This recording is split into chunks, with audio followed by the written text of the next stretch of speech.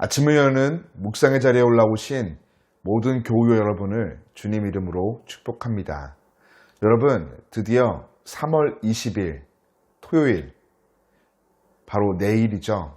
내일 길 위의 교회가 오후 2시에 설립과 입당 감사 예배를 드립니다.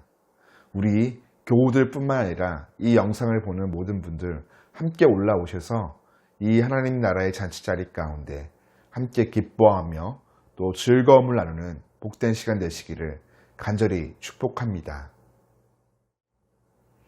여러분, 오늘 본문을 시작함에 저자는 14절을 통해 이렇게 기록합니다. 바리새인들은 돈을 좋아하는 자들이라 이 모든 것을 듣고 비웃거늘. 여기서 이 모든 것이라 함은 바로 어제 본문에 기록되어 있는 불의한 청지기 비유와 함께 마지막 구절에 담긴 하나님과 재물을 겸하여 섬길 수 없다라는 예수님의 가르침의 말씀입니다. 바리새인들은 외적으로는 경건한 모습이었으나 내면은 탐심으로 가득하였습니다. 또한 자신들의 교만함에 사로잡혀 있었죠. 이는 예수님의 말씀 앞에 비웃는 모습을 통해 그 모습이 잘 드러나 보입니다. 이에 예수님은 바리새인들에게 부자와 나사로의 비유로 말씀을 전하여 주십니다. 이 비유는 부자와 거지를 옷과 음식, 거처를 대조하는 묘사로 시작됩니다. 이 세 가지는 고대 사회에서 사회적 신분을 알리는 기능을 하였습니다. 부자는 자색 옷과 고운 속옷을 입었습니다. 두로 지역의 자색으로 염색한 옷감은 대단히 사치스러운 것으로서 이것은 랍비들의 문헌에서는 왕들의 색깔로 언급되며 로마 제국에서는 황제의 색깔이었다라고 합니다. 대문이 있는 집은 대지를 소유했거나 대문을 설치할 정도로 큰 저택에서 지냈음을 보여줍니다. 반면 나사로에게는 집이 없었고 부자의 대문 밖에 던져졌습니다. 거지 나사로는 옷 대신 상처를 입었습니다. 상처투성이라는 그 묘사는 그가 병을 얻어 버림받았을 가능성을 열어놓고 있습니다. 당시 거지는 사회의 소모품으로서 나사로는 재산도 없고 병도 생겨 버려졌을 것입니다. 버려진 거지 나사로의 상처는 치료를 받기보다 개들이 핥고 있는 처참한 상황입니다. 하나님이 도우신다는 뜻의 이름을 가진 나사로는 누구의 도움도 받지 못한 채 어떻게 보면 비유에 등장하는 개보다 못한 삶을 살아가고 있습니다. 그러나 이것이 끝이 아닙니다. 이렇게 끝나면 안 되겠죠. 본문 22절부터 24절은 죽음으로 거지 나사로와 부자의 운명이 반전되는 모습을 보여줍니다. 나사로와 부자가 죽게 되었습니다. 죽을 때도 거지는 그냥 죽은 것으로, 부자는 매장된 것으로 표현되어지죠.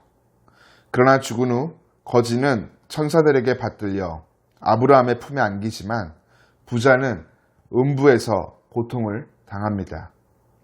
부자는 눈을 들어 아브라함과 그의 품에 있는 나사로를 보게 되죠. 그리고는 아브라함에게 아버지라 부르며 불쌍히 여겨달라 외칩니다. 그러나 그는 더 이상 아브라함의 자녀가 아닙니다. 세례 요한의 경고대로 궁핍한 자에게 긍휼을 베풀지 않는 부자는 하나님의 진노를 피하지 못하는 독사의 자식으로 불 가운데서 고통을 당하는 죄인일 뿐입니다.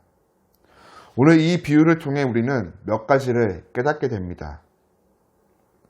먼저 회개에 합당한 열매에 따라 죽음 이후의 삶이 결정된다는 것입니다.